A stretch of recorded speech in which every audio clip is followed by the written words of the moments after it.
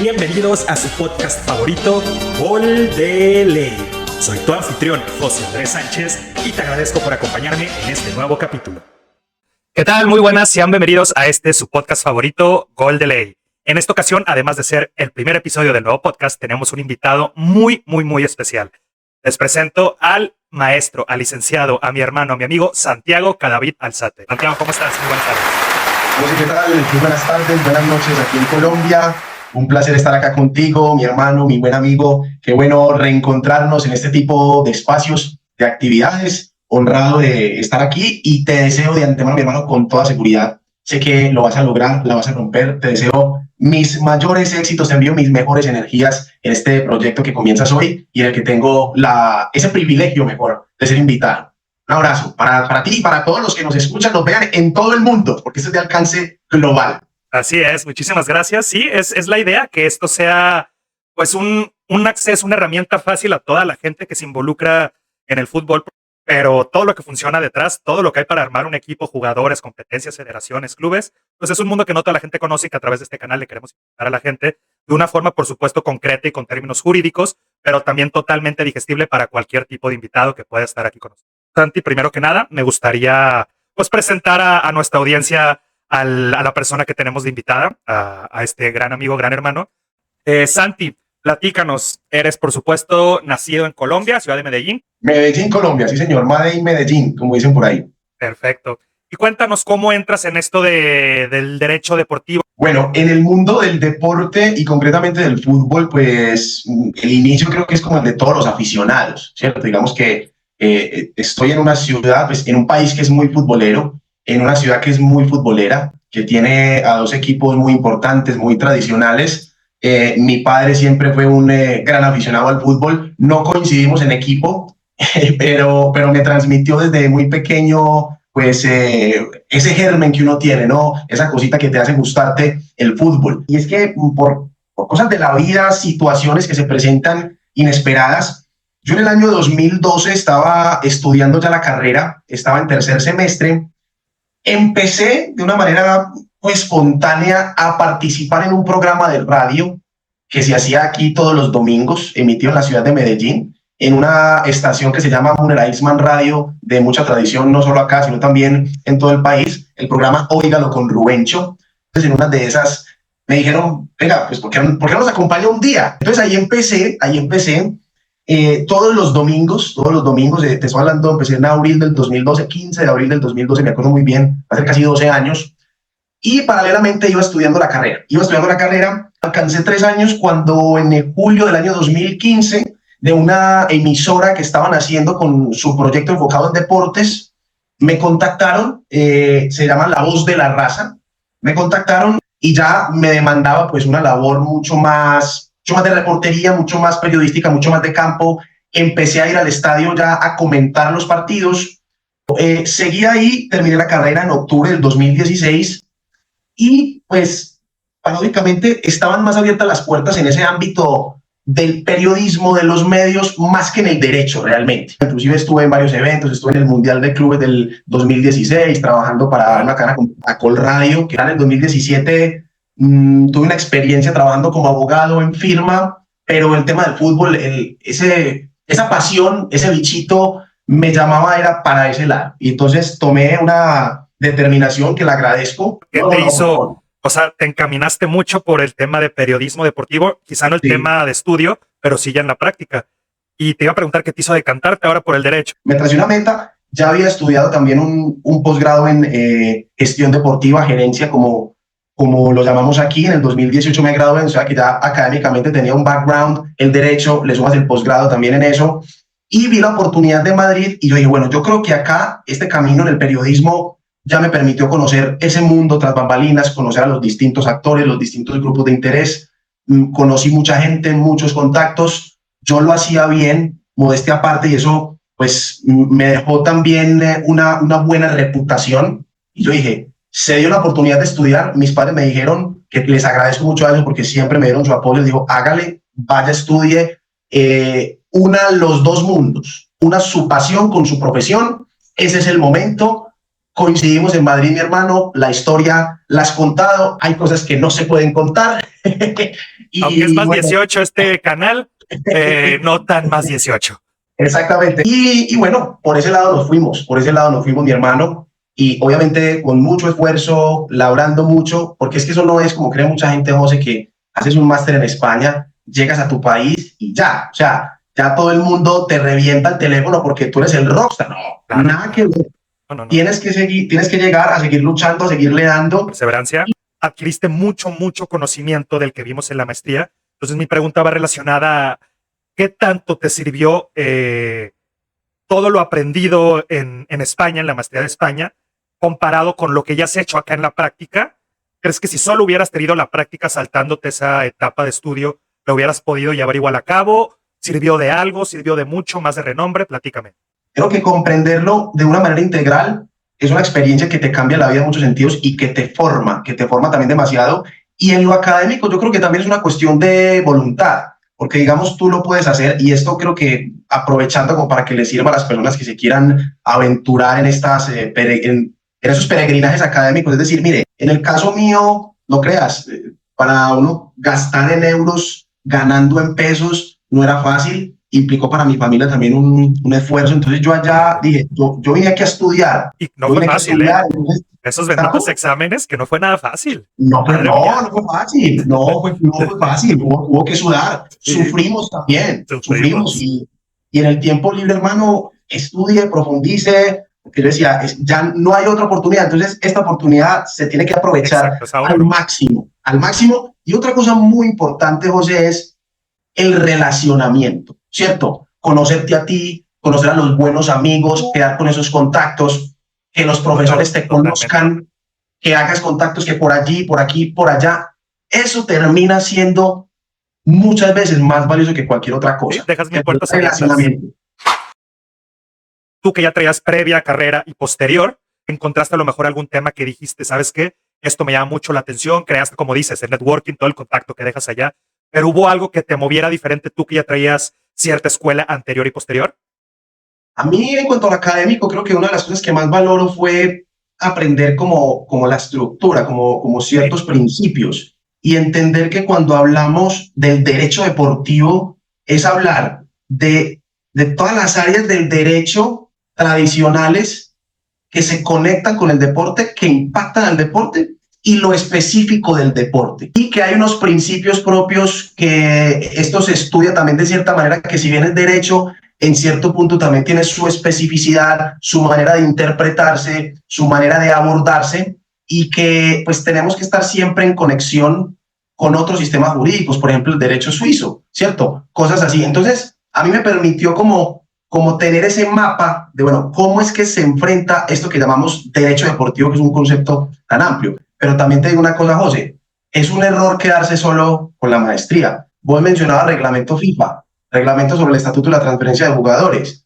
¿Cuántas modificaciones ha tenido desde que nos graduamos? Es decir, si te quedas solo con lo que vimos con Juan de Dios, con Maite Nadal, con mi maestro y gran amigo Alberto Ruiz, hoy en día estás, o sea, desactualizado por completo, sí, sí, sí. caducaste porque ha cambiado, hay modificaciones, muchas de ellas relevantes. Hoy tenemos que el tema de cámara de compensación, bueno, que más adelante lo tocamos. Pues continuamos un poquito con tu currículum. Vamos a entrar a esos temas en específico, solo quiero mencionar tus publicaciones. Más adelante ya las desarrollaremos un poquito. 2019 fueron dos, competencia de la FIFA en disputas sobre derechos de imagen y la sumisión al TAS de las federaciones, jerarquía o especialidad de normas. Al año siguiente, 2020, publicas la sumisión al TAS de la Federación Colombiana de Fútbol. Estos tres temas los vamos a platicar más al ratito, en los cuales Santiago es la persona indicada, es especializado en este tipo de temas. Es exmiembro también de la Comisión Disciplinaria de Torneos de la Liga Antioqueña de Fútbol. Lancé también un curso propio con nuestra compañera Sara Covaleda, que le mandamos un saludo. Saludos, Sara. Sí, claro, siempre Sara, también otra crack de este tema. Un curso propio para capacitar a las personas que quieran ser agentes FIFA. Empezamos el año con eso, hicimos 2 ediciones, entonces me gustó bastante haber recuperado ese tema de la academia. Sí, Santi, vamos a explotar la experiencia que has adquirido en los últimos años, dejándote de lado un poquito la experiencia que tuviste únicamente como abogado en Colombia. Tu primer práctica profesional fue en Sportia Law en Madrid. Antes de irme a estudiar, había hecho un par de cosas aquí en Colombia, ya me estaba empezando como a empapar un poco pues de todo, de la legislación deportiva nuestra, ya estaba pues por ahí, pero digamos de manera más formal, sí, o digamos de la manera más formal que perseguíamos tema de litigio FIFA-TAS, que sabes pues que es algo que nos ha apasionado desde el principio. Y sí, fue con el gran amigo, con el maestro, le digo yo siempre, Alberto Ruiz, y allá compartimos crack también Así en es las cierto. instalaciones de Sportialo. Con el Claro, gran claro. Eric, que le mandamos por ahí también un Con saludo. hombre, por favor, con el gran Eric. Recuerdo muy bien esos tiempos en Sportia. Eso fue pues durante la estadía que tuvimos en Madrid, durante la práctica de la maestría. Y entras a la Asociación Española de Agentes de Futbolistas. ¿Cómo entras? ¿A qué entras? Platícanos un poquito, Santi. Allá estuvimos básicamente digamos, apoyando el proceso de registro de intermediarios ante la Federación Española de Fútbol. No estaba esta norma de los agentes que ya tenemos hoy en día, pero España sí tenía un sistema de registro de agentes intermediarios con algunas exigencias, con obligación de licenciamiento. Entonces apoyábamos pues todo ese proceso de ver si una persona cumplía con los requisitos para tener su licencia, revisando los contratos y estar en la Federación Española de Fútbol, pues hombre, para cualquier cosa, ¿eh? No, hombre, para nada, por favor, uno de los templos también de una selección campeona del mundo. ¿Qué crees que suceda con el caso Negreira? ¿Crees que haya alguna sanción que pase de largo? Y si crees que hay sanción, ¿contra quién y qué tipo de sanción? Bueno, José, mira, yo creo que ese es un tema espinoso y en España, tú hablabas de España, se caracteriza mucho porque es un sistema que es muy intervenido desde lo público, ¿cierto? Muchos de estos temas terminan evacuándose en los juzgados ordinarios. Entiendo que sí ha tenido un comportamiento mediático con mucho impacto, pero lo que puedo investigar y pues lo que se ha estudiado sobre lo que hay jurídicamente sobre la mesa de pruebas contundentes, de pruebas que realmente puedan comprometer una responsabilidad, entiendo que no existe hasta tal punto. Entonces, que vaya a pasar algo, yo la verdad lo dudo bastante, precisamente por ese tema probatorio. Algo pasó. Yo creo que eso es algo que no nos queda ninguna duda. Ahora, si jurídicamente va a haber una consecuencia, cabe aclarar pues que de cara a que modifique algún tipo de resultado de lo que pasó, eso ya no, eso sí es un tema que ya quedó, es cosa juzgada también deportivamente, pero en cuanto a la responsabilidad penal que creo que pueda existir aquí por temas de corrupción, por ese lado se puede presentar alguna cosa, pero vuelvo y te digo, lo que hay en este momento, según lo que he investigado, temas de pruebas que realmente te permitan estructurar una responsabilidad, sea contra los directivos de los clubes implicados, especialmente el Barcelona, para esa época, pues no hay mucho. Y eso es que, pues, eso es lo que jurídicamente te permite determinar si eres responsable o no. Las pruebas, más que un comentario, más que una suposición, más que el que dirán. Entonces, no tengo mucha expectativa de que vaya a evolucionar como un resultado concreto con un responsable determinado, en mi opinión. Habrá que ver y si hay algo que cambie el curso de las cosas. Inclusive te cuento algo. Por ejemplo, aquí en Colombia nosotros tenemos algo muy particular. Yo no sé cómo funciona en México, pero, por ejemplo, aquí en el fútbol profesional, ¿sabes quién paga los honorarios de los árbitros? ¿Quién es el que le paga a los árbitros por ejercer su función? No.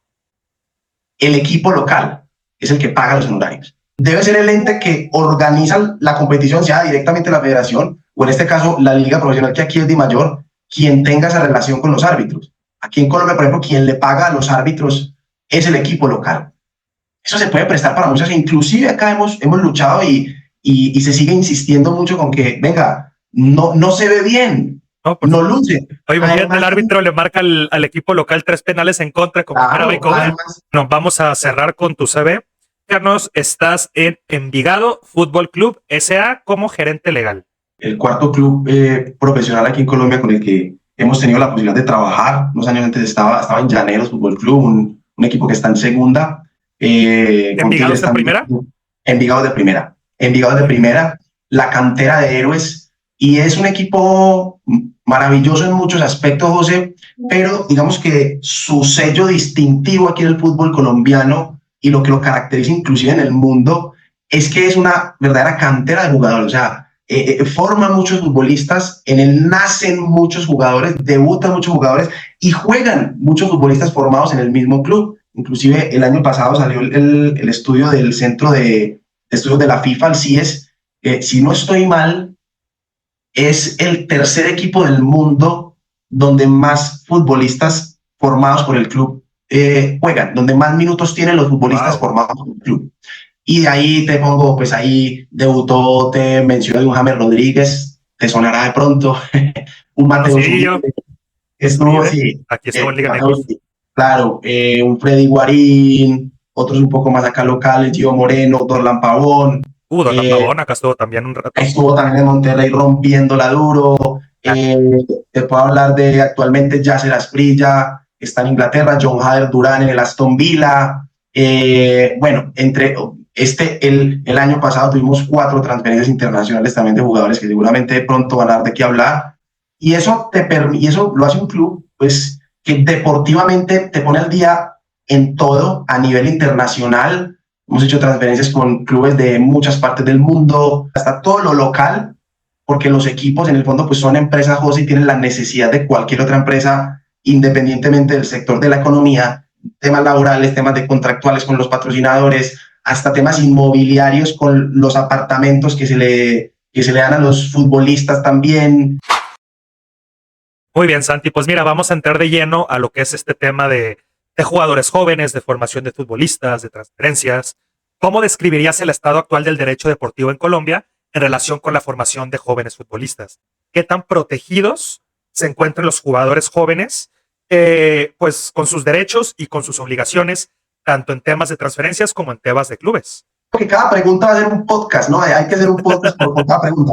Pero mira, total, no, yo creo que desde mi perspectiva y para condensarlo lo mejor posible, por lo general, el futbolista joven con protección, con talento, pues no viene de unas buenas condiciones en ese aspecto, ¿cierto? Entonces tienen muchas carencias, muchas necesidades y suelen o son susceptibles de caer en las manos equivocadas para efectos de asesoramiento, acompañamiento. Entonces creo que ahí es importante siempre que las familias tengan información, y otro tema es que la desprotección viene muchas veces de las mismas familias. Lamentablemente en ese entorno, en ese contexto que te hablo, pues ese entorno familiar de los jugadores quiere que el jugador sea como el que lo saque de su situación. Claro. Entonces la familia no le da mucho apoyo en temas formativos, sino que quiere que juegue fútbol a toda costa, que lo haga bien, porque seguro ese es el que con los recursos que logre cosechar, pues les va a ofrecer una mejor calidad de vida. Entonces, muchas veces, y suena muy paradójico, pero el primer filtro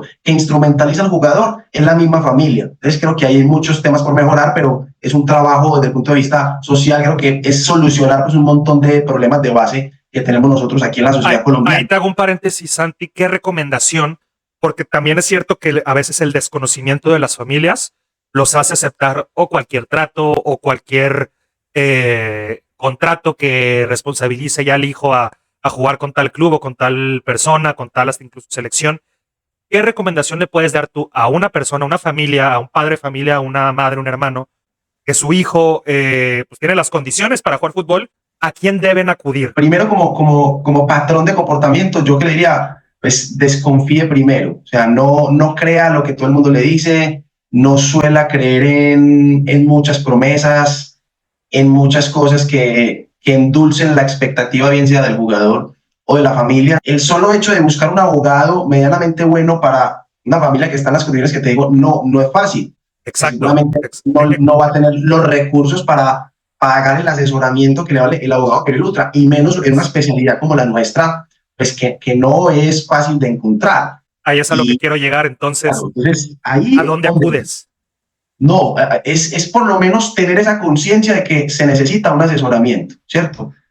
Hay algunos jugadores que ya de pronto están cobijados por un club. Nosotros, por ejemplo, en Envigado, sin meternos mucho, sin inmiscuirnos más de la cuenta en ya la relación que quiera tener el jugador con su representante, a veces le decimos, venga, no vaya a firmar antes, yo le ayudo, tráigamelo antes de firmar. Uno también como club le puede brindar el acompañamiento a ese jugador, a esa familia. No firme nada antes de que lo mire, no sé, acá hay consultorios jurídicos en Colombia, donde si el abogado por lo menos te dice desde una visión jurídica, civil, mercantil, lo que sea, o a través de ese abogado te ayuda a conseguir a alguien de la especialidad, pero busque siempre el asesoramiento y no crean las promesas que le digan. Lo que le digo, por lo menos tenga la conciencia de no aceptar nada sin tener algún concepto pues, medianamente calificado sobre un contrato, o en verificar si esa persona, si le dice que ha hecho lo que ha hecho, por lo menos pregunte. En el fútbol, hermano,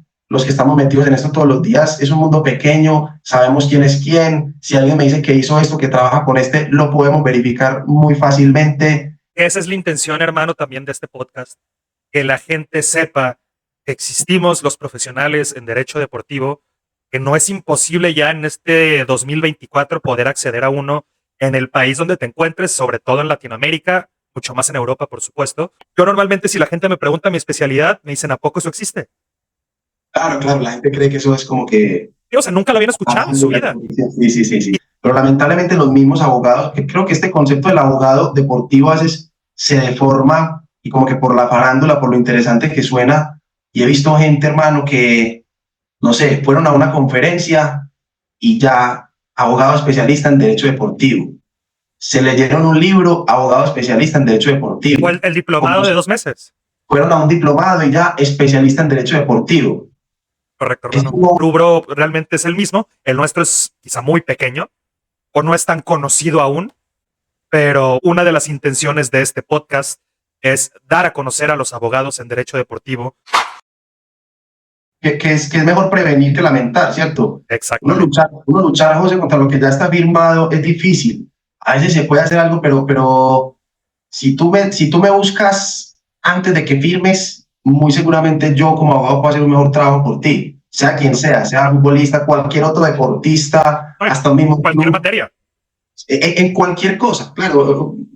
Si uno puede prevenir en vez de resolver, mucho mejor, hay mayor capacidad de acción, tenemos más margen de maniobra. Y yo he visto unas cosas, o sea, unos muchachos que los ponen a firmar unos adefesios que de verdad yo digo, me pongo a pensar en, de verdad, ¿quién hace esto? O sea, como que me imagino la persona con totalmente dolo que hace ese contrato. Y yo digo, pero es que, ¿qué puede pasar por la mente? O muy malintencionado o muy ignorante, las dos muy graves. El dopaje, el dopaje tuve un proceso el año pasado y es duro, emocionalmente duro, porque se castiga muy drásticamente el error, el desconocimiento, y hay mucha ausencia de formación también.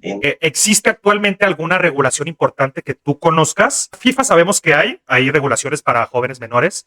No, a ver, a nivel interno, a nivel de legislación interna, la verdad no, es decir, es como los mismos principios de protección y de leyes que protegen al menor, pero por su condición de menor de edad, no de futbolista. Por ejemplo, en los clubes profesionales es muy normal tener lo que se llaman las casasedes o las casa hogar, que es cuando pues hay custodia sobre esos menores de edad que tienen una vocación profesional importante, pero digamos el club es el que los cuida, el club es el responsable. Entonces, es más que algo específico del fútbol, es aplicar la normativa general que protege la condición de menor en el fútbol, que lo tienes en unos entornos que pueden ser muy delicados. A nivel federativo, digamos que tampoco hay mucho, es como replicar el tema que tiene FIFA en cuanto a las transferencias internacionales de menores, con las excepciones, cuándo se pueden hacer, temas, por ejemplo, de la firma de los contratos cuando es un menor de edad, de los contratos de trabajo, pues respetar la legislación laboral, que son a partir de los 15 años, que lo firme con sus representantes legales, que haya una autorización del Ministerio de Trabajo, como conjugar eso en el fútbol, pero que haya algo de legislación interna aplicado al fútbol sobre ese tema, no, pero no quiere decir que no debas hacer nada, antes todo lo contrario, es una responsabilidad de cumplir la ley en el ámbito del fútbol, que muchas veces puede ser más difícil, más compleja, más riesgosa de adoptarla que en otros ámbitos de la economía, pues, o del giro ordinario de las cosas. Si pudieras poner alguna medida legal, 2 o 3 que se te ocurran en este momento para proteger al futbolista colombiano en específico, en base a la experiencia que tú tienes, como ya lo mencionaste, trabajas en un club formador, algo que tú pudieras proponer. Yo no dejaría a menores firmar contratos, por ejemplo, de representación, ni si los papás lo firman. Lo restringes, pero ¿y cómo lo adoptas? O sea, ¿quién firma el contrato? ¿O es un precontrato hasta que cumple la mayoría de edad? ¿O cómo? Que solo pueda tener representante cuando sea mayor de edad. Yo haría algo así. Sé que me van a decir, o la gente que escuche, pero ¿cómo así? Es que a Messi desde los 10 años, mira, pues, ya, sí, yo sé que me lo van a decir, pero es que no sé, no han sido muy buenas las experiencias que yo he conocido profesionalmente con eso. O sea, del futbolista, hablando de temas de menores, ¿cierto?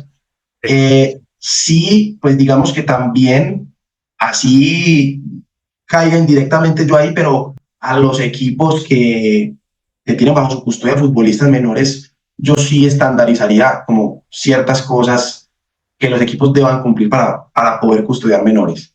Y paradójicamente, en esas restricciones que tiene FIFA, por ejemplo, hay digamos una excepción en la que se permite la transferencia internacional de menores, es que cuando se trasladen con sus padres por razones ajenas al fútbol. ¿Por qué? O sea, si la razón es jugar fútbol, ¿cuál es el problema? Sea con sus padres. Si sus padres le quieren brindar la oportunidad de jugar fútbol, o sea, ¿quién es FIFA para determinar ese ámbito de la patria potestad sobre un menor? Yo, por ejemplo, eso lo quitaría. Me parece que es un aspecto que impide el desarrollo del menor, o sea, partiendo de que va a estar con su familia acompañada. Yo, una excepción, algo que tiene FIFA, que se supone que es para proteger menores, creo que coarta mucho la libertad de desarrollo en un menor, que es un tema que hay que proteger. Si está con su familia y quiere ir a jugar fútbol, quiere explorar, ¿qué problema es, honestamente? Vamos a hablar también, hay mucha gente que no sabe, los clubes formadores, hay muchos clubes que únicamente se dedican a eso, aunque no aparezcan en los principales lugares de las primeras tablas. Pero, pues con los derechos de formación, por cada transferencia que existe entre jugadores, los clubes formadores ganan cierta cantidad, ya lo platicaremos más adelante que desarrollamos este tema de jóvenes futbolistas. ¿Cómo se regulan las transferencias internacionales de futbolistas jóvenes en el marco legal de la FIFA? ¿Cuál es la característica principal? Ya mencionaste lo del acompañamiento o el traslado de los padres por cuestiones laborales. ¿O qué características principales existen en una transferencia internacional cuando un colombiano se va a cualquier lugar, ya sea de Latinoamérica, de Europa, de Asia o cualquier lugar del mundo? Primero, importante creo que es definir el concepto de transferencia. La transferencia es el cambio de una inscripción, ¿cierto? Un jugador está en otro club, está en un club, va para otro club. Entonces acá el tema es un jugador está registrado en un club, sea profesional o no, y se va para otro equipo que está en otro país que pertenece a otra federación, entonces ahí se va a producir un cambio de inscripción. Te lo digo porque normalmente al concepto de transferencia está muy asociado con el de la transferencia negociada que un club paga a otro por un jugador. Digamos que ahí se efectúa una transferencia, un pago de por medio, pero una transacción, ¿no? Claro, hubo una transacción económica de por medio, pero el mero hecho de cambiar el de club en el que tú estás inscrito, ya eso es una transferencia. Es importante aclarar eso. Partiendo de ahí, hay que decir que el principio general es que esos cambios de inscripción, cuando hay dos países involucrados, cuando se va de un país a otro, de una federación a otra, no están permitidos por la FIFA. Salvo en unas excepciones, que en este momento son 5. Una que mencionábamos antes, que era de que cuando el menor se vaya con sus padres o representantes legales reconocidos a otro país por razones ajenas al fútbol, ¿cierto? Porque, pues, ¿qué pasaba antes? Esa era la razón principal y entonces el nuevo club hacía como una pantalla y le ofrecía al papá del niño un trabajo, no sé, como jardinero del club, como para darle una apariencia, bueno, cosas así. Entonces a FIFA eso no le gusta. Otra excepción que hay es cuando a partir de los 16 años, pero solo en el marco de la Unión Europea se producen esas transferencias. Una medida que me parece discriminatoria porque es algo que solo está para Europa, no hay en otro país del mundo. Entiendo que la Unión Europea implica un sistema de integración, pues que no sé si exista en otra parte del mundo, pero a mí me parece absolutamente discriminatorio eso que solo en Europa se permita desde los 16 años, cuando, es decir, que los clubes no pueden estar más de 100 kilómetros de distancia separados, o sea, entre el lugar donde están ubicados los clubes no puede haber más de 100 kilómetros de distancia, ¿cierto? No se puede recorrer más de ese plazo para subir a mi nuevo club. Hay un tema también de pues expediciones académicas, ¿cierto? Cuando el niño va, como lo que hicimos nosotros, vamos a estudiar, ¿cierto? Algo así parecido, pero no es con una vocación profesional. Evidentemente, solo vamos a ir a jugar fútbol estrictamente a nivel aficionado, esa es otra excepción que se permite, y otra es una condición especial para todo el tema de refugiados, personas que se van a otro país, que huyen por la situación de orden público, Entonces FIFA permite que estos menores involucrados en esos aspectos pues puedan cambiar, puedan tener una transferencia. Esto pues hasta irresponsablemente resumido, José, pero es lo que tiene FIFA en este momento para ese tipo de transferencias. La experiencia que tienes en clubes de desarrollo de futbolistas, jóvenes talento, básicamente, gana el club, ¿qué genera el club? Digo, aparte de, claro, que crear futbolistas, que esos futbolistas se desarrollen y principalmente ese desarrollo lo generen en el campo y lo rindan en el club con el cual se formaron. Cuando se crea una transferencia, en este caso, vamos a utilizar el caso pues, que todo el mundo va a conocer de James Rodríguez, inicia, como tú dices, en el club donde tú trabajas actualmente. De ahí se crea una transferencia. ¿A dónde se va primeramente James Rodríguez? Platícanos. Banfield. Ok. De Banfield ya Banfield, cruza Argentina. ajá, en Argentina. Ahí se crea una transferencia internacional. De Sí, Banfield pasa ya a Europa, al, Benfica, al Porto. al Porto. De Correcto. Porto se va a Mónaco. De Porto a Realmente ha Mónaco. sido una carrera muy fructífera con clubes de renombre. Sí, claro. Porto, A Mónaco, Mónaco al Real Madrid, después de ser goleador en el Mundial de Brasil 2014. Ya de ahí después estuvo cedido en el Bayern de Múnich. Múnich, no sé cómo se pronuncia bien. Después volvió al Real Madrid, estuvo, si no sé mal, dos temporadas con el Bayern a préstamo. Vuelve al Real Madrid una temporada, la 19-20, estuvo allá en el Real Madrid. Luego de ahí se fue al Everton, supuestamente gratis, es un tema ahí un como contrato, ¿no? Correcto. medio raro, sí, sí, sí. Al Everton empezó muy bien, bueno, después fue bajando un poco, ya de ahí se dio lo del tema de Qatar, si no estoy mal. Qatar, Luego, China, algo por allá. sí, sí, sí, estuvo en Qatar y ya de ahí el tema de Sao Paulo, donde está actualmente en Y Brasil. ahora con el tema también de la Kings League, ¿verdad? Que por ahí vemos que tiene un equipo. James Rodríguez. Bueno, platícanos qué es lo que sucede. James va a ser el caso perfecto para esta plática. ¿Por qué? Porque aparte de que desarrolla varias transferencias internacionales a diferentes Con clubes. Olympiacos también de Grecia, Ah, perdón, es que cierto, después Olympiacos de, de después de Qatar, Everton, ¿no? Ah, Olympiacos de y de Qatar. ahí, Es cierto, sí, regresa a Europa. Bueno, con James no solo suceden transferencias internacionales, ya lo platicamos, Colombia, Argentina, Argentina, Portugal, Portugal, Francia, España, Alemania, Inglaterra, Qatar. Unas son en transferencia definitiva, otras son en préstamo. ¿Qué pasa? ¿Qué gana el club formador, en este caso el club Envigado, donde actualmente, qué beneficios económicos y si existe algún beneficio deportivo le traen a este tipo de clubes formadores? bueno, Envigado es un buen ejemplo de club formador desde el punto de vista profesional, evidentemente por lo que ya hablábamos, sus antecedentes, esa visión institucional de siempre formar futbolistas, que debuten futbolistas y que se puedan consolidar en un primer equipo. Pero más allá de ello, creo que es importante, José, explicar o digamos, desarrollar el concepto. Primero que todo, me gustaría aclarar algo. Cuando hablamos de clubes formadores, estamos hablando tanto de nivel profesional como el nivel aficionado, nivel regional, no sé cómo está en México, pero digamos que no todos los clubes formadores son profesionales y por eso dejan de ser formadores. Entonces, por ejemplo, aquí nosotros tenemos los equipos profesionales, pero al nivel departamental tenemos los clubes municipales que están afiliados a las ligas departamentales, y ahí es donde tienen su competición oficial. Pero ese es el vínculo, digamos, federativo. Eso es lo que los vuelve clubes que hacen parte del sistema, por así decirlo. Vemos que acá en Colombia, obviamente tú sabes que estamos en un sistema que es piramidal del deporte, entonces digamos que se supone que está FIFA en la cúspide, luego de ahí vienen las federaciones del orden nacional, Federación Colombiana de Fútbol, Federación Mexicana de Fútbol, luego esas federaciones, al menos aquí en Colombia, pues están integradas por los clubes profesionales y ya por las ligas departamentales, que son esos entes que agrupan esos otros clubes formadores, pues que son miles aquí en el país, pero hacen parte del sistema, ¿cierto? Están registrados bajo el fútbol federado, que se llama. Entonces, ya de ahí, como club formador, ¿qué pasa? Entonces, tú tienes unos conceptos, unas fuentes de ingreso que ya te las demarca FIFA.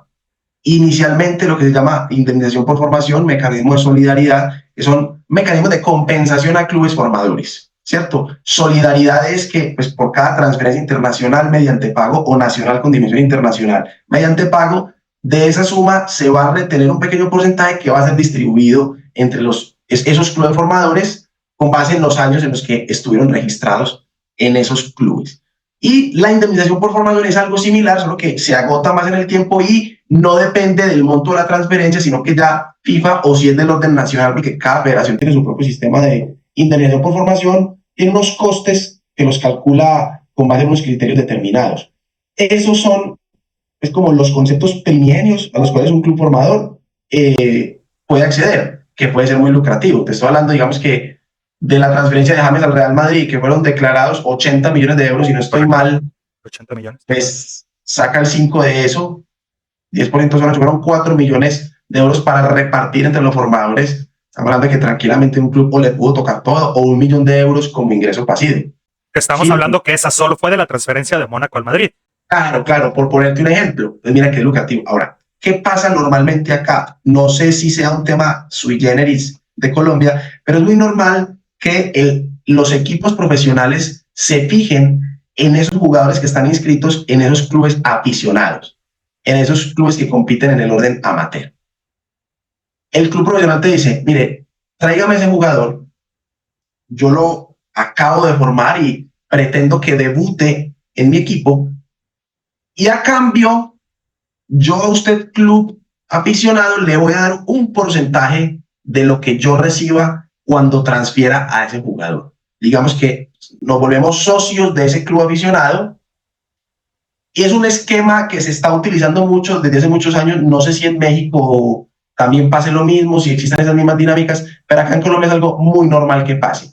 Entonces tú sabes que si lo transferiste, ya por ejemplo Envigado lo vende el Real Madrid en 100 millones de euros al jugador, sabes que de esos 100 millones de euros, pues lo que Envigado recibe, el 20%, digamos 20 millones, van para ese otro club formador. También puede ser un muy buen negocio. Adicional a lo que recibe ese club formador por los conceptos que ya hablábamos, especialmente solidaridad. La solidaridad pues siempre se causa, hasta que el jugador se retire, se va a causar. Es una mecánica muy normal, vuelvo te digo, aquí en Colombia, y que pues bajo ese esquema suele integrarse fútbol aficionado y fútbol profesional. Hay como para explicarte aquí en nuestro ámbito cómo funciona y cómo esos clubes también generan ingresos a través de volverse, por decirlo de alguna manera, socios con el club profesional de los dividendos que genere la transferencia de un futbolista. Y si no genera nada, pues no hay nada. Ahora vamos a entrar específicamente, Santi, al tema de representantes y agentes FIFA. Ya nos mencionaste al inicio del podcast que tuviste una experiencia en la Federación Española con agentes representantes. Ahora quiero que nos expliques un poco cómo se desarrolla todo ese tema de representantes FIFA, cuáles son las funciones y responsabilidades principalmente de un representante. Básicamente es un gestor de oportunidades para su cliente. Un agente es un gestor de oportunidades, bien sea para el jugador, bien sea para el club. Para un club, porque también puedes trabajar para un club. Siendo canal de, usted tiene un jugador, tengo un equipo interesado, yo soy ese ligamen ahí para eso. ¿Y qué implica ser representante y representante FIFA? O para ser representante forzosamente necesitas la acreditación ante FIFA. ¿Qué diferencia hay ahí? Porque sabemos que en muchísimos casos hay representantes de talla mundial, por supuesto, pero hay representantes que son el papá, el hermano, la mamá, la tía, el sobrino, el amigo. ¿Qué diferencia hay? ¿Necesitas la acreditación? ¿No es necesaria? ¿Cómo se conceptualiza eso? Hace años, hasta el 2015, existió la licencia FIFA. Para trabajar como agente debías tener una licencia. FIFA en el 2015 se desprendió de eso, le delegó a las federaciones nacionales como sus propios sistemas de registro. Entonces ahí, por ejemplo, acá en Colombia era muy poco exigente, pues no tenías que acreditar pues muchos conocimientos, era casi que pagar por esa licencia, pues básicamente. Otras federaciones más exigentes como la francesa, la española, la inglesa, adoptaron unos sistemas de registro de agentes /intermediarios con más especificidad. Pero desde el año pasado, la FIFA promulgó nuevamente su reglamento de agentes FIFA, donde una de sus principales características es que vuelve ese elemento de la licencia. Entonces debes tener una licencia ante FIFA, que es con un examen. FIFA el año pasado lo hizo 2 veces al año, ya va a empezar a ser anual. Entonces debes pasar un examen, eso te da la licencia, y solo con esa licencia es que se supone puedes trabajar, es lo que te avala para trabajar. Y en ese reglamento también hay una serie de disposiciones que deben adoptarse en los contratos. FIFA reguló un tema, pues unos topes de comisiones, que es algo que por ejemplo en este momento está suspendido porque hubo muchas muchas agremiaciones, muchos grupos de interés, muchos agentes que en distintas partes del mundo se pronunciaron en contra de esa reglamentación de FIFA, que es decir, por ejemplo, lo normal es que tú para trabajar con un jugador como agente, para representar sus negocios, es que le cobraras el 10% de sus ingresos. ¿Ok? FIFA te dice, no, máximo el 5%, y si pasa cierto tope ya es máximo el 3%, y no, redujo drásticamente como esa posibilidad de tener la comisión. Eso está puesto, de hecho, ahora esas normas están suspendidas. FIFA las suspendió teniendo en cuenta que hay muchos litigios por tramitarse que cuestionan la potestad de un ente como FIFA, que mucha gente cree, José, que es que FIFA es un organismo público internacional, pues no, FIFA es una entidad que está en Suiza, nada más. Eso es FIFA. FIFA no es un ente legislativo a nivel mundial, como mucha gente cree, que es muy poderosa, pero jurídicamente no debería tener ese alcance. Y sin Pero hoy fines de día, lucro, ¿verdad? sí, sí, y sin fines de lucro. Bueno, en fin. Entonces, hoy en día para ser agente debes tener licencia, ese es un requisito que se mantiene. Para la licencia debes presentar un examen, debes pagar una cuota anual y debes mantener unos requisitos de capacitación que tiene FIFA. Y ante las federaciones nacionales para transacciones nacionales puede que la federación en cuestión del país que estemos hablando te exija una licencia solo para ese país o que básicamente si tienes la licencia FIFA puedes trabajar en ese país. Pero eso hoy en día es lo primero. Hablando del fútbol, en otros deportes, FIFA hace mucho rato tiene un sistema de licenciamiento, pero eso es lo primero. Que valga aclarar eso, pues como hablando de recomendaciones y ligando un poco con lo que conversábamos ahora. Si a alguien le dice que es agente, hoy en día usted lo puede comprobar. Y es muy sencillo, muéstreme su licencia. ¿Vale? Si no la tiene, de hecho FIFA ya tiene un portal, hay un link en la página de FIFA, de los asuntos legales de FIFA, donde puedes buscar a la persona y ver si es un agente licenciado o no. O sea, hoy puedes saber. Muy bien, excelente, Santi. Ya lo mencionaste anteriormente, existe, y sobre todo en Colombia, pues muchos incidentes en caso de futbolistas y representantes, sobre todo cuando son menores de edad.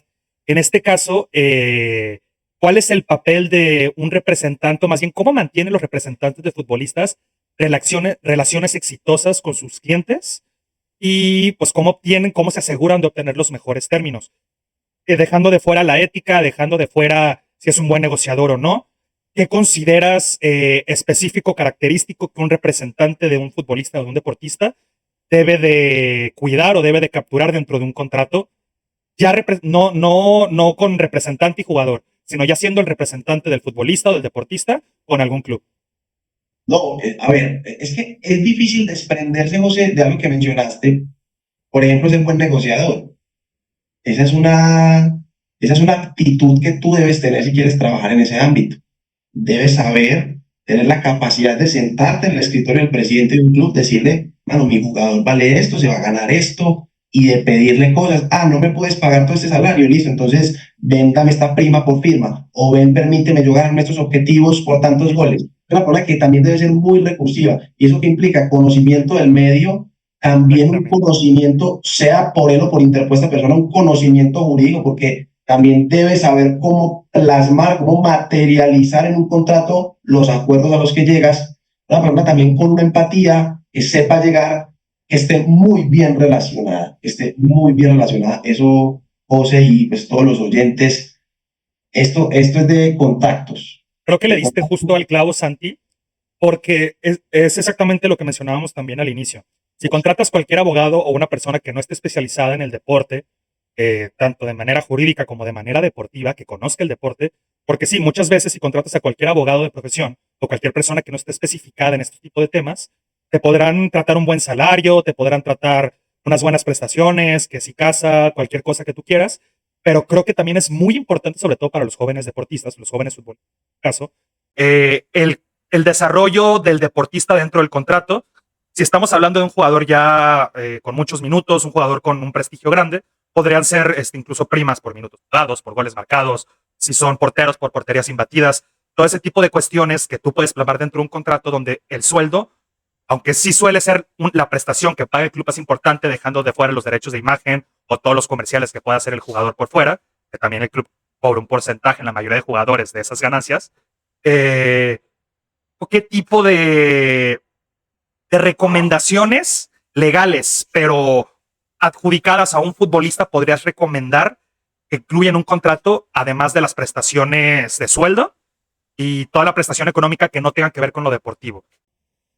Hay un aspecto muy importante, José, y yo creo que habría que mirarlo antes de cualquier cosa, que normalmente se suele dejar de último, y son los aspectos tributarios, los temas ¿Sí? impositivos. Eso es algo que la gente suele olvidar, porque también tú tienes que tener en cuenta que un jugador, que un futbolista puede ir a otro país, es tu cliente, juega en Colombia, juega en México, juega en España, y eso implica conocer ese sistema jurídico del nuevo país al que va a llegar el jugador. ¿Y eso qué requiere?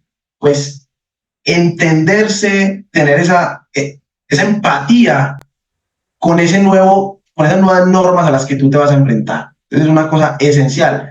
Ver también, porque es que, ojo, siempre hablamos que no, que FIFA, o sea, en los temas laborales hay una gran intervención de la legislación nacional, porque suelen ser temas de orden público. Entonces tú casi que para temas del contrato de trabajo de un jugador, no basta solo con conocer las normas deportivas específicas, lo que te digo la federación, no, tienes que conocer la ley laboral de ese país, si es el caso, para poder tener un buen diseño contractual, saber cuáles son los límites que te impone la ley, saber qué puedes hacer, saber cuál es ese marco en el que tú realmente te puedes mover. Que, por ejemplo... Perdón, Santi, hago un paréntesis para la gente que nos escucha. Como cualquier empresa donde tú trabajas y firmas un contrato por 6 meses, por 1 año, por 2 años, por 3, si a ti te despiden, claro que reclamas la indemnización porque te despidieron, pero si tú no cumples el contrato, también existe una indemnización. En el fútbol es exactamente igual. Sobre todo porque nunca, es muy raro que exista un contrato de fútbol por 6 meses. La mayoría son por más de 1 año, 2, 3, 4, incluso hasta 5 años. Pero claro, tanto club como deportista tienen la obligación de cumplir ese contrato. Es por eso que se efectúa una transacción cuando se quiera jugar este club. Sí, quería claro, comentar ese paréntesis. No, y está perfecta la anotación, pero mira, por ejemplo, que tú tocaste algo. Decimos, no, un contrato puede durar, sí, puede durar mucho, o hasta 10 años, 8 años en España, lo que sea. FIFA te dice, bueno, máximo puede durar 5 años, a menos que la legislación laboral de un país diga otra cosa. Aquí, por ejemplo, en Colombia, tu máximo puede firmar 3 años. Entonces va a poner el caso más ridículo, ¿no? Tú tienes un jugador, lo traes de otro país, mira, te va a cuadrar un salario y un contrato súper bueno por 7 años y llegas aquí a Colombia y ves que no lo puedes hacer. Por ejemplo, un poco el absurdo, pero a eso es lo que voy. Es importante conocer ese país a nivel de legislación nacional que permite para ejercer o digamos cuáles son las normas que rigen una labor como la de cualquier otro trabajador y si hay algo específico de un futbolista profesional. En términos jurídicos podríamos resumir para la audiencia que no entiende mucho del derecho que la FIFA nunca va a estar por encima de alguna regulación nacional, ¿es correcto? Para mí sí, eso debe ser lo correcto, es el deber ser, es el deber ser.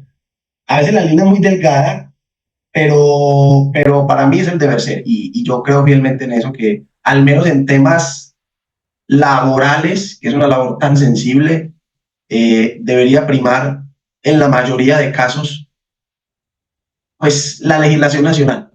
Vamos a cerrar con broche de oro con el tema para mí más llamativo en el podcast del día de hoy, con nuestro invitado especialista en todos los temas que hemos platicado, pero este en especial me llama muchísimo la atención porque sé que es un tema que la gente no está muy familiarizada con él, y es el tema del arbitraje, la mediación o la resolución deportiva.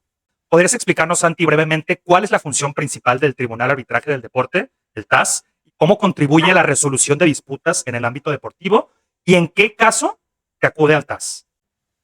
Mira, el TAS es un tribunal que presta servicios de arbitraje.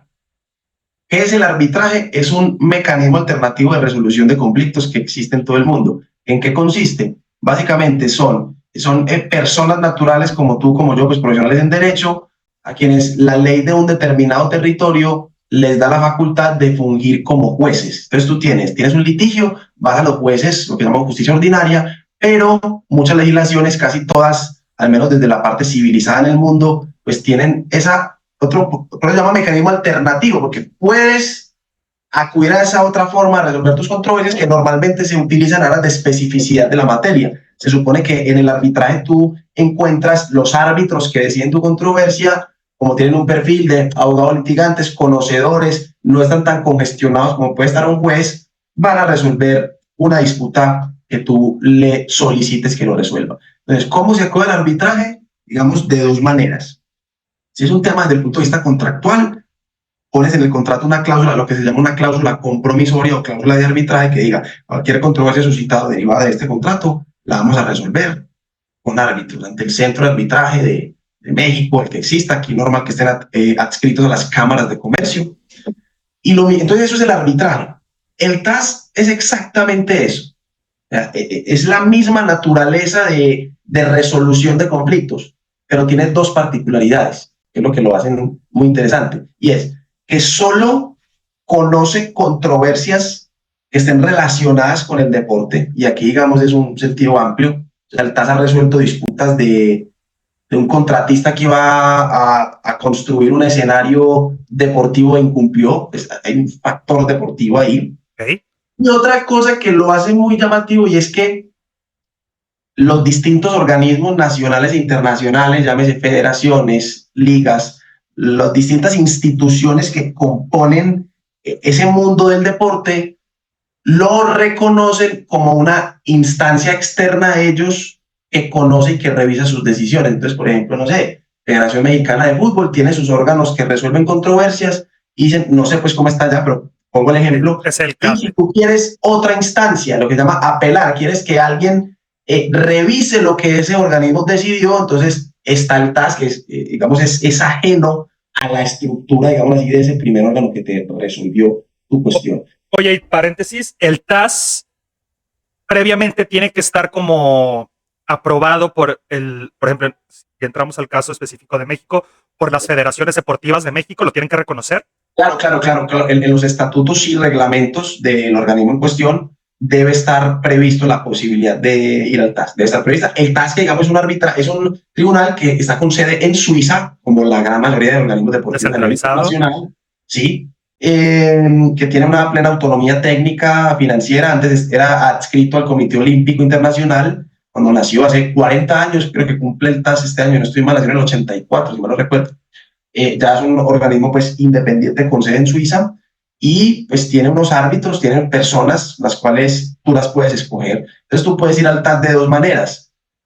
Como cualquier otro arbitraje, lo que llama el arbitraje ordinario, es decir, tengo una disputa contractual, pactar el contrato y resolver esa controversia mediante árbitros, o lo que llama un compromiso, que es como un contrato a través del cual tú y yo ya con la controversia suscitada, surgida, existente, acuerdo contigo resolverla en un arbitraje. Es lo que llama ordinario.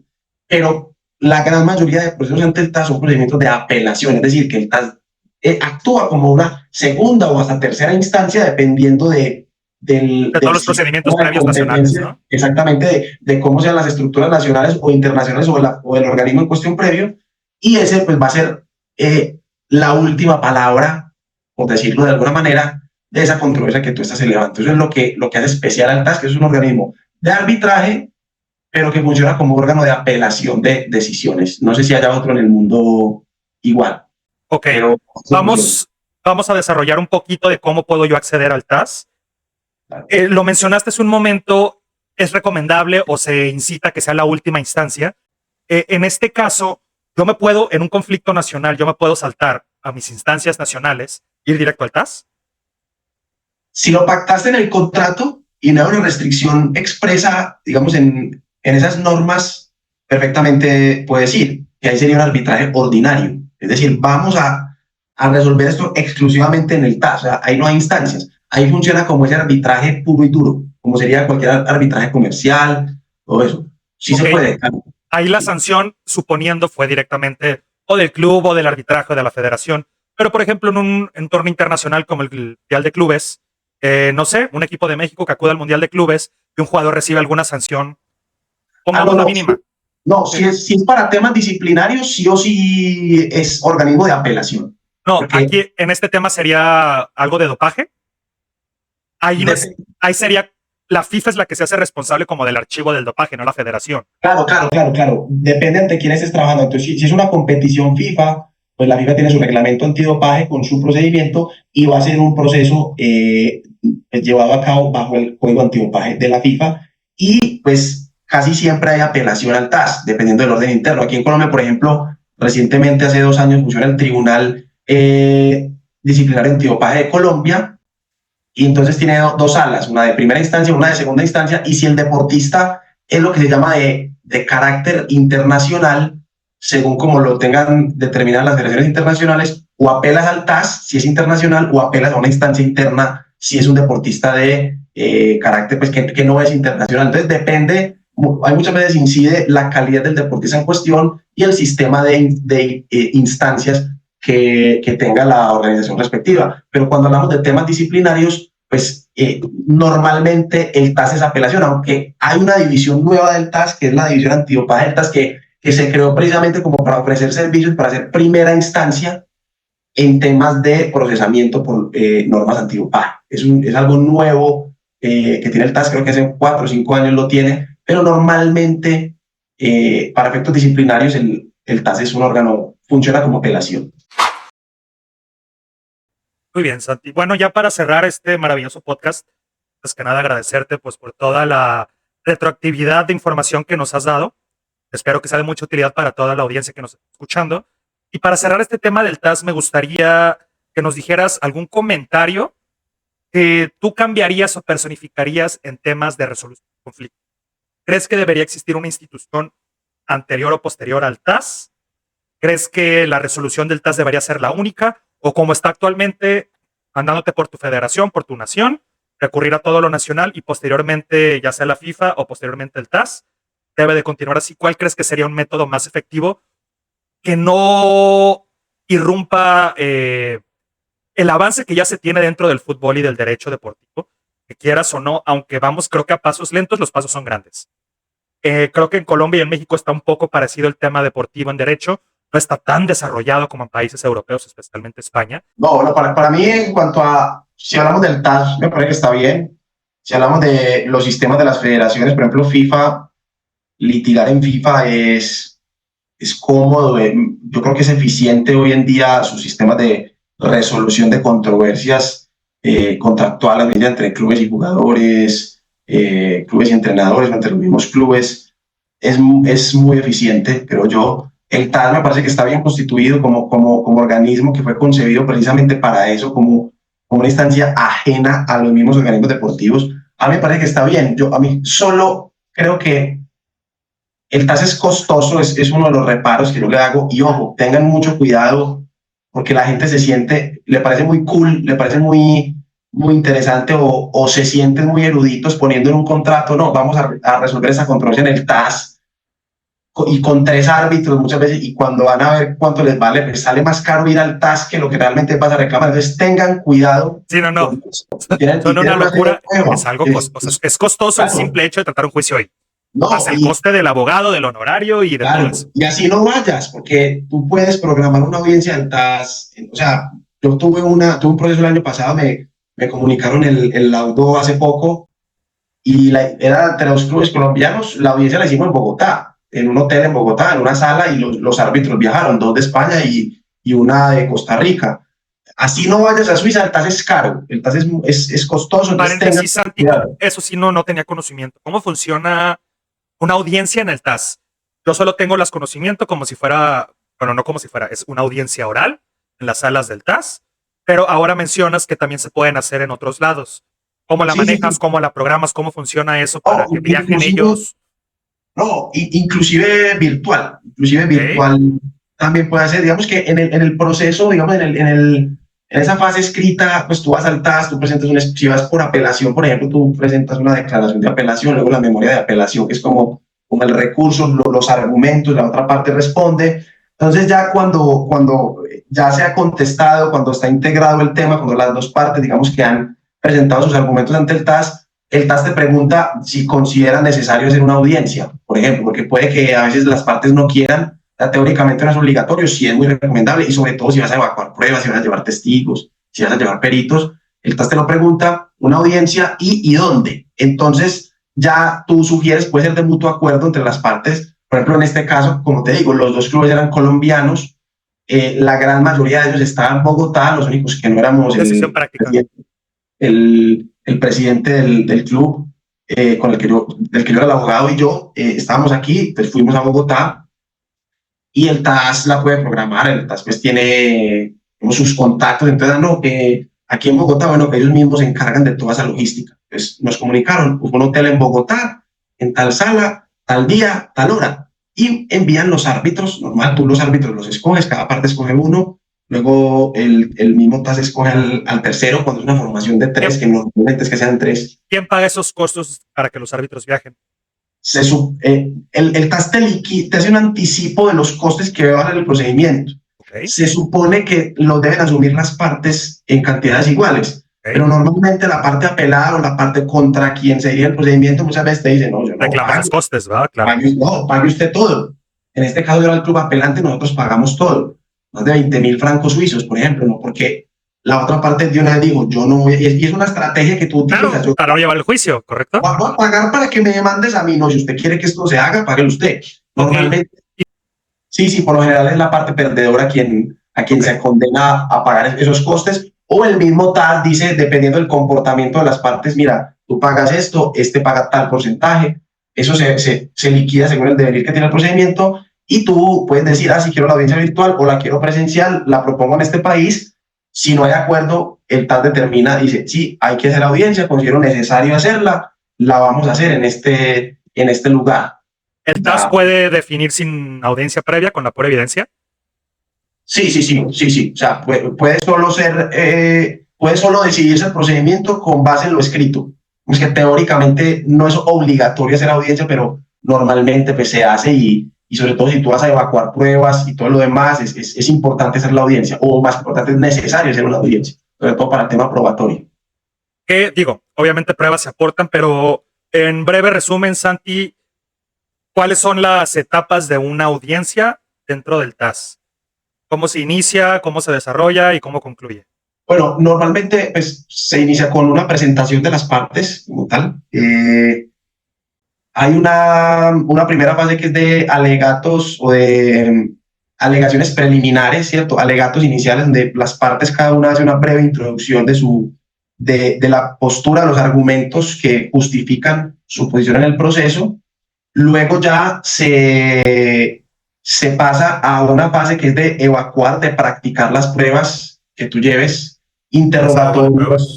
interrogatorios de las partes, interrogatorios de testigos, si hay un experto para que rinda un dictamen y su experticia, ¿cierto? Ya se empieza pues toda esa parte, y una vez se ha evacuado, entonces los árbitros pues también preguntan, una vez se ha evacuado toda esa parte probatoria, ya probatoria de argumentación pues de alegaciones, ya se finaliza con unos alegatos de conclusión, ¿cierto? De las partes, según las...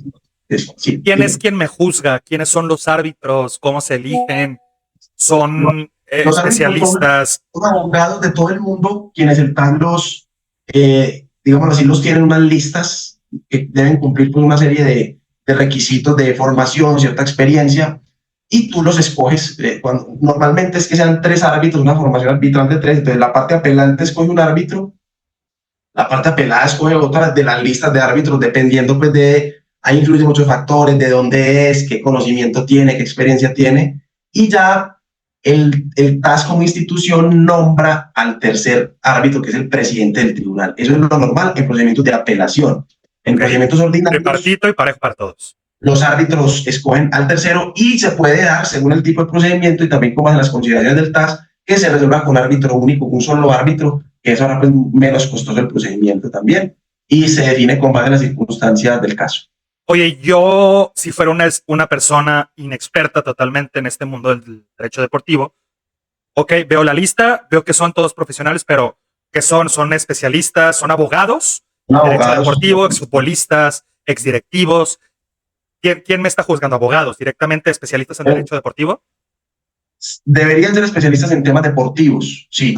Pues deben tener un conocimiento, al menos, pero sí deben ser conocedores del derecho. Todos avalados entonces por el TAS.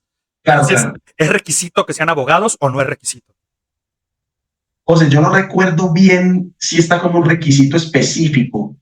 Como por ejemplo un juez. Pero normalmente son abogados. Pues. Debería ser, ¿verdad? Sí. Yo ahí les confirmo el dato ahora en la edición, gente, pero sí me parece que únicamente tienen que ser los licenciados en Sí, porque es un arbitraje en derecho, no es un arbitraje en equidad, que no recuerdo si en el reglamento. ¿Es materia jurídica a fin de cuentas? Específicamente titulación, pero sí una experiencia y conocimiento demostrar eso acá pues en ese momento, pero normalmente son abogados y yo pues supongo que Ok. es lo que hay en redacción de política. Entonces, aquí no existe un juez único. Entre estos tres árbitros toman la decisión definitiva de la resolución. Puede haber juez único, recuerda, puede haber un procedimiento Ok. de solo un árbitro único. ¿Y qué cambia para que sean tres árbitros o que sea un juez único? Normalmente son tres. Eso es lo normal, la regla general. Con base en las circunstancias del caso y si las partes lo solicitan, se puede determinar que la controversia se resuelva por árbitro único, o si es una controversia de tipo contractual y las partes en la cláusula de arbitraje ya determinaron que se resuelve con árbitro único, así será porque ya las partes habían preestablecido ese tema. Pues bueno, audiencia, muchísimas gracias por sintonizar este primer capítulo de Gol de Ley. Nuestro invitado el día de hoy, Santiago Cadavid Alzate. No tengo más que agradecerte por todo el conocimiento que nos has compartido, no solo a mí, sino a la audiencia. De verdad que estamos muy, muy, muy agradecidos por todo lo que nos has compartido el día de hoy. Y bueno, pues agradecerte y confirmarte que me encantaría invitarte a un segundo programa. En este desarrollo tuvimos pues varios temas que podemos tratar como capítulo principal y desentrañar un poquito más. Pues bueno, Santi, nuevamente mil gracias por acompañarnos en este primer capítulo del podcast Gol de Ley. José, no, ni más faltaba. Muchas gracias a vos por darme esta oportunidad también, este espacio para hablar de estos temas, para que la gente también conozca un poco sobre quién es este servidor. A la orden siempre, sabes que contás conmigo, como eso no ha cambiado, mi hermano, desde hace ya casi 6 años que nos conocemos, sigue intacto el cariño, el aprecio. Un honor para mí seguir participando, aprendiendo y aportando el conocimiento que desde este lado podamos dar. Y te deseo nuevamente todos los éxitos en este proyecto que nace, que con toda seguridad lo vas a llevar al top del top. Un fuerte abrazo, mi hermano. Muchas gracias. Igualmente a todos los oyentes, a todos los seguidores de este podcast. Un fuerte abrazo, mi hermano. Mil gracias, Santi. Audiencia, me despido con mucho orgullo, con mucha felicidad de que nos hayan sintonizado y esperen un capítulo nuevo cada lunes. Tendremos invitados muy especiales. Sigan sintonizándonos. Muchas gracias por escuchar este podcast deportivo favorito, Gol de Ley.